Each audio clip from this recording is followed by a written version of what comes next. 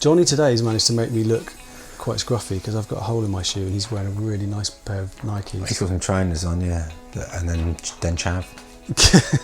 Hello and welcome to episode 7 of the 20 Years of CTHRU27 podcast. A podcast still exploring and often repeating the insignificant and hilarious stories of Britain's most easterly rap and roll band CTHRU27. As always, I'm your host Richard Trigg, and in today's episode I'm chatting with the musician, CTHRU collaborator, longtime friend and fan of the band, Henry Thomas, about his time in Cherry Wax, his take on the local music scene, and indeed where CTHRU27 fitted into that for him. Remember, if you are still enjoying this pointless podcast, please drop us a rating, leave us a quick review, it really makes a difference. Right, enjoy the podcast. It's Henry Thomas.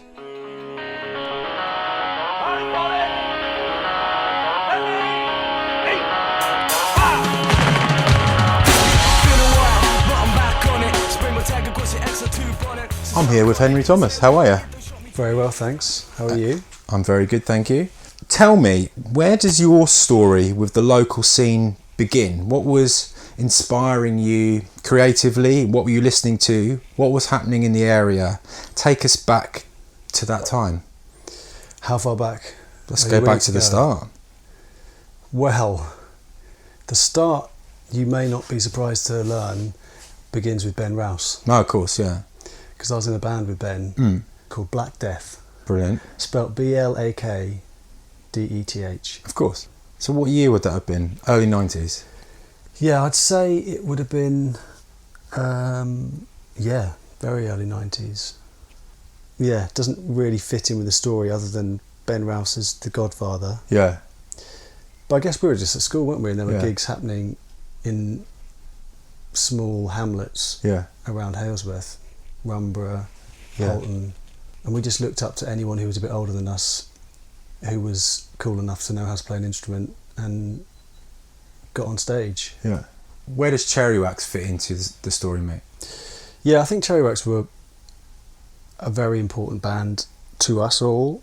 And yeah, I joined after they'd already started, kind of as a filler, playing some organ. I had an actual electric organ that my dad and I would lug to shows. It was so heavy.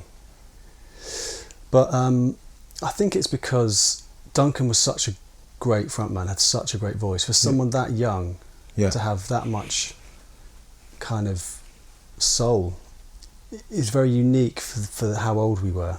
And everyone in the band was really talented.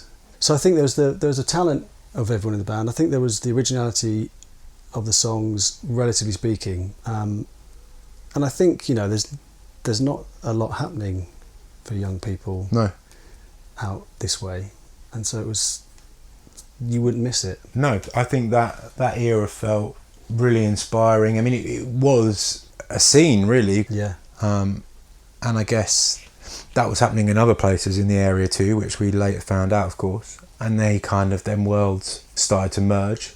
It was kind of an exciting time though, wasn't it? Do you not think? Yeah, massively, because before that, what did we have? A school disco. Yeah. Or the Wenison disco. Yeah. Then gigs came along.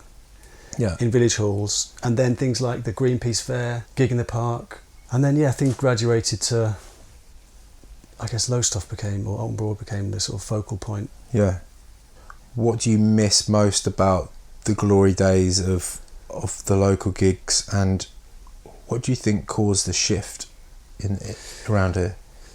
So what I miss most about the glory days is just hanging out. It's just the excitement of seeing friends performing, being at the front of the audience while you guys were playing at the brewery, with people singing or rapping your lyrics back to you. Yeah, that's a wonderful feeling to be part of that, because you feel like you're part of an event that's unique to that time, and that's definitely missing today. Yeah. Why do you think that is? I mean, I think it's probably the internet. Yeah. Social media.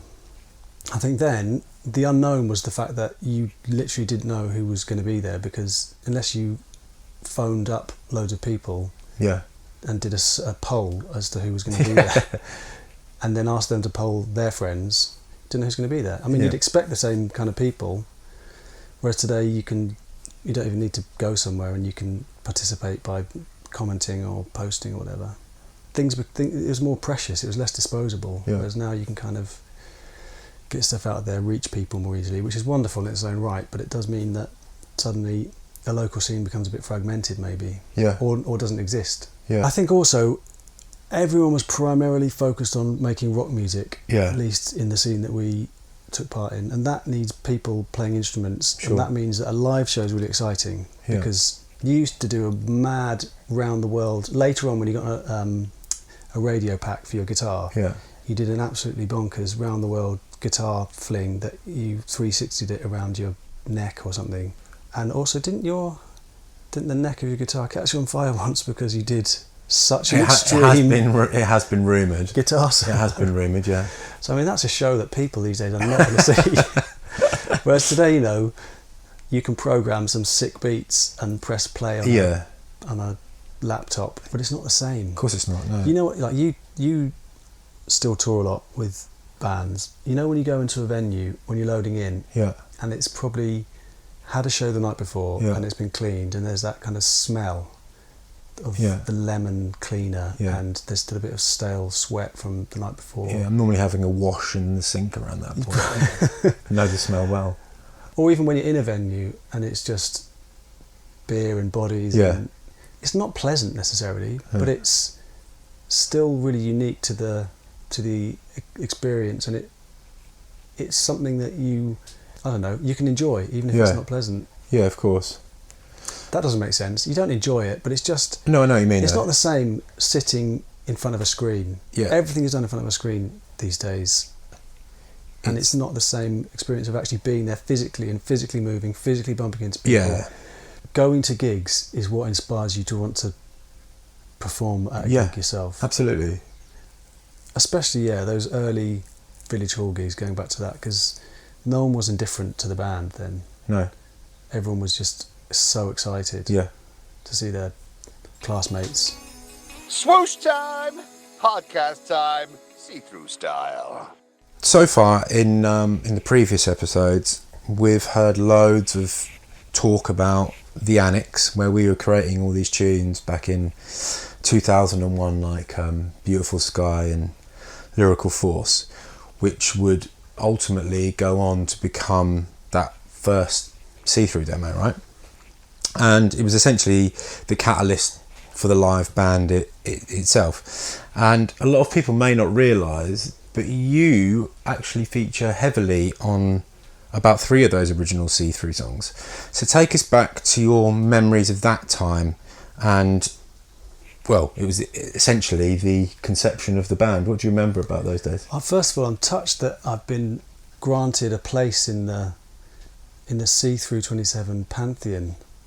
I don't think we ever discussed me actually ever having contributed to any of those songs. Well, we did some songs, but I don't know if they're See-Through songs. They're on the first See-Through demo, so they kind of exist in that realm, Well, that's... What do you remember about doing them? Johnny and I had been getting seriously into hip-hop. So we were already, exploring hip-hop, and, Johnny's also a poet, so he's a great lyricist already, and he was already a writer, he was already a poet. It was fun, right? We were pissing about, and we were kind of pastiching American hip-hop, because there wasn't really any UK hip-hop at the time. Grime was only just starting to emerge. So we were really serious about it. Johnny particularly was very, very dedicated, but it was also a lot of fun just coming around to yours and getting a bit wasted and putting some lyrics down. But parallel to that, we'd also have freestyle battles. Do you remember that? Go down to the car park in Southhold, just north of the pier. Open up the car boot, put some beats on, and then Johnny and I would freestyle battle each other. That's right, down Lucky Number 7. Which is what Adam actually spoke about in his podcast about his experience down at Lucky Number 7 at the pier in Southwold. But you carry on. Did Adam have a good time listening to us? Well, he wanted to fit in, so he had a session, and then And then sort of come a cropper a little bit. It was too powerful a session for him. Yeah, too powerful session. Classic Adam. Yeah. Well, hopefully the power of our lyrics also was too much for him. Well, I mean, if you go cast your mind back to the seminal track MC Eastwood and Gazelle on the first CTHRU demo, I mean, that just shows the prowess. It's a good one. It's a good one. And actually, Lyrical Force as a song title and a lyric in the CTHRU track, that's my original lyric. Yeah, from one of those tunes. Wow. Because again, at the same time, I was also doing, on Cubase, trying to make some beats, and Johnny and I were doing some recording. But yeah, we took it very seriously, and then obviously I let it slip a bit, and Johnny's carried on and just continued to develop and hone his craft, and he's a master now. And then you sort of harnessed all of this disparate activity and actually turned it into a project.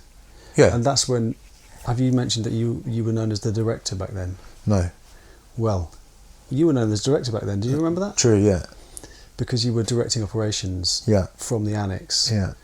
And you've kind of continued doing that to this day. Oh, thanks. I mean, I don't think I came up with that name myself. I could have probably come up with a better one. But I mean, no, you're right. Well, I mean, at the time there was a lot of different. I mean, I think that collection of songs, which would become a lot of the live band, was all about this kind of.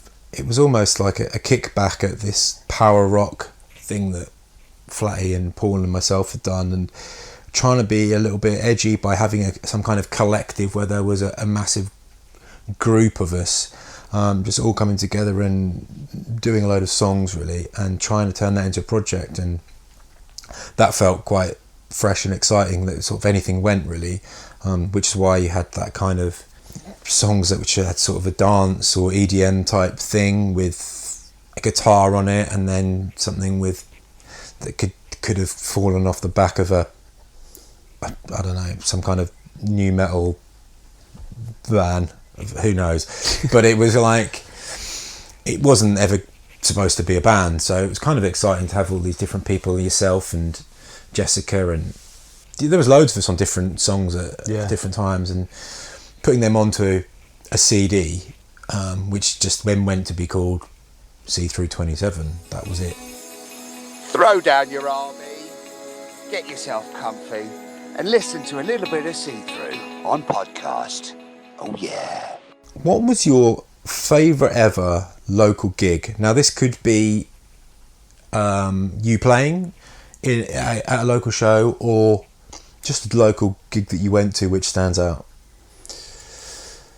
I mean, the thing that's strongest in my memory might be a bit of an amalgam, but it's got to be a brewery show. Right. You guys, and probably Cruel Blind. Okay. Just again because of the energy. Yeah. There'd be some like hardcore fans, not mentioning any names, who'd be up the front knowing every single lyric and actually putting Johnny off, so he'd basically have to heckle them rather than the other way around to try and make them calm down. That was always really exciting. Yeah. I mean, I think when I played Gig in the Park with Cherry Wax, that was amazing because that was some proper staging. Yeah, I remember it well. I actually, talking of Gig in the Park, I came across some footage. It's from 2004, but the reason it's some see-through footage, but the reason it's poignant is it's taken from quite far back, so you can see more of the crowd rather than the band, but it's just Dunks with a massive blow-up Spider-Man off his rocker at about, I don't know what time we played, like 1 PM, who knows, but like off his rocker going backwards and forwards with this Spider-Man just stumbling, and it was just quite a cool thing to see actually, because you forget like how much of a character he was. Like, I remember him at Greenpeace. I think again it was when Cherry Wax played, and I think we got paid a small amount and everyone decided to buy some hash with it rather than take the money, which was the logical thing to do when you're that age. Anyway, again, we played during the day, and by the end of the evening, Duncan had managed to get a standing lamp, Right. and was back in the tent, kind of dancing with this lamp. And then I think the lampshade got on his head at some point. Nuts. What see-through song do you think you've had the strongest emotional connection to over the years? That's a good question.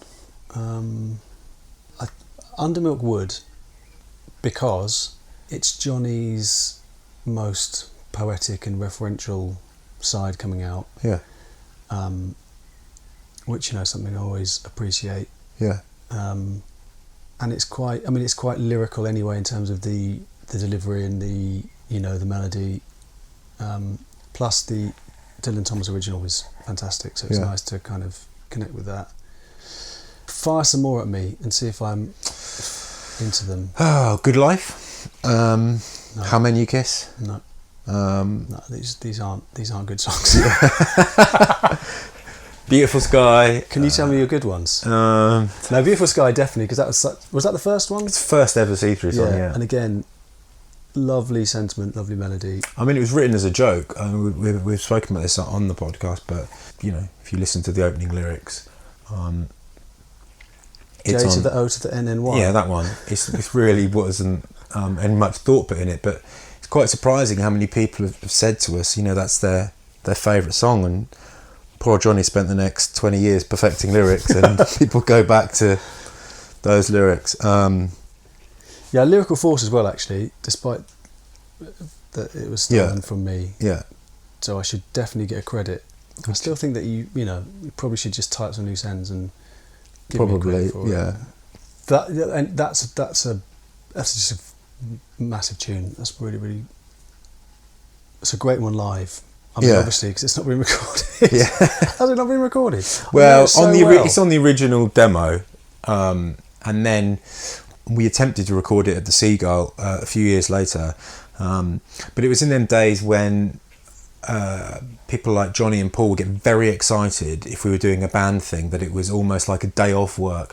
So if we were doing a recording session, the night before you can guarantee there'd be Party Central, and that night before that session was no exception.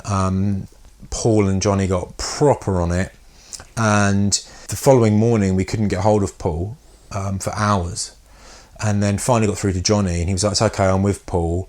And then Paul threw up in his Morrison's breakfast, and immediately after, Actually into the breakfast. Into the breakfast, yeah. Then came to the Seagull, where we then attempted to record Lyrical Force, which didn't pan out very well, which is why no one's heard the recorded version of Lyrical Force. But he did buy a crate of Tetleys and a razor, and then if you throw your mind back to For a Lifetime, which starts with, "I've got a crate and a razor today," which is where that comes from. If someone asked you what CTHRU27 sound like, how would you define or describe us? And what's the track you might tell them to check out? Well, rap and roll is how you describe yourselves, and I think that's pretty apt, pretty pithy. Yeah. It's actually quite hard. There aren't, you don't sound loads like other bands. Potentially you could say there's a bit of Rage Against the Machine in there, but you don't have the heaviness, the hardness. Johnny's has a totally different vocal. Yeah. I think you've always been a bit more kind of considered, especially with the keyboard parts. Yeah. And the BVs. Yeah, I guess rap and roll. I'd say check out Lyrical Force. Of course you would. But if that's not available to listen to, this is once we've sorted out your PRS and everything. Yeah. I'm going to point, once it's recorded and I have my credit, I'm going to just push everyone to that track. Okay. It's going to be streamed, played on radio. I mean, it's interesting you said that though, because in the last episode, I was chatting with Adam about back in the day when we'd have countless meetings with PR and agents, and they'd always say the same thing, that really liked us, but they couldn't pigeonhole it and they wouldn't know what to do with us. And that always got our backs up slightly because that just seemed crazy. And now, looking back from it 20 years later or 15 years later, that seems mental if you look at music now and how eclectic it is. Far more confusing than CTHRU is or ever was. And I wonder if CTHRU first emerged now, do you think it would be a different story? I think it would be different now. I think back then the hip hop, rap, grime scene in the UK was less developed, very London centric, and it was kind of pioneering its own sound, which is really exciting, but it was very different from yours. It was, quite cold, clinical, quantized beats. There was quite a lot of edge to it, whereas you guys have always had a lot of soul, a lot of rock. Whereas the kind of rap scene now is so much broader, and there are so many different regional scenes. You get rappers from Birmingham, from Manchester, from all over the place, and people doing different things. Someone like Lord Kana is basically doing what Johnny and I were doing 20 years ago. He's like an American rapper, but he's a British rapper, but over an American aesthetic. That's one of the positive aspects of streaming. Absolutely, There's a bigger shop window. Whereas it was Radio 1 when we were younger. And if you weren't getting on Radio 1, you probably weren't getting anywhere. So there's more. You can reach more people, and you can be a bit more diverse. But then also you're up against a lot more competition. There's a lot more noise.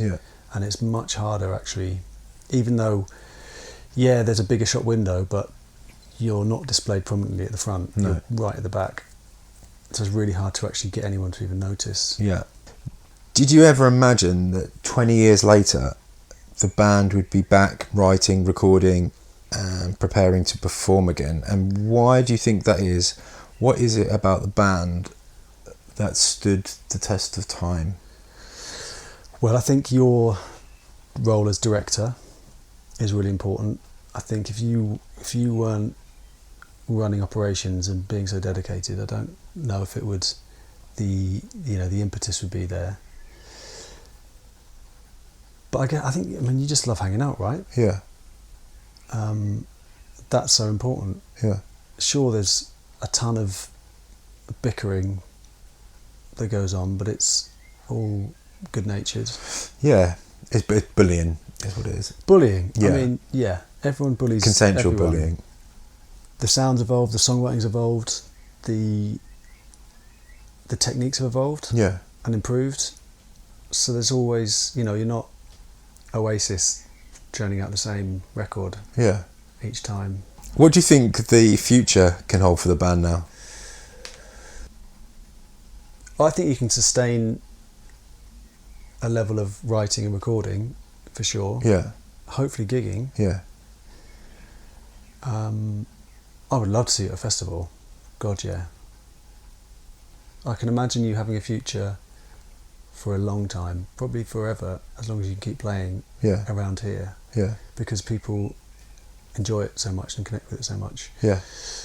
But I'll be there. I'll be there. I mentioned the old tracks that you were on earlier on, and you've never performed them with the band, but is that something you would do? Maybe Peace to the World. Because that has a sentiment that I still think stands up today. The other ones are a bit stupid. Peace to the World could probably be reworked a bit.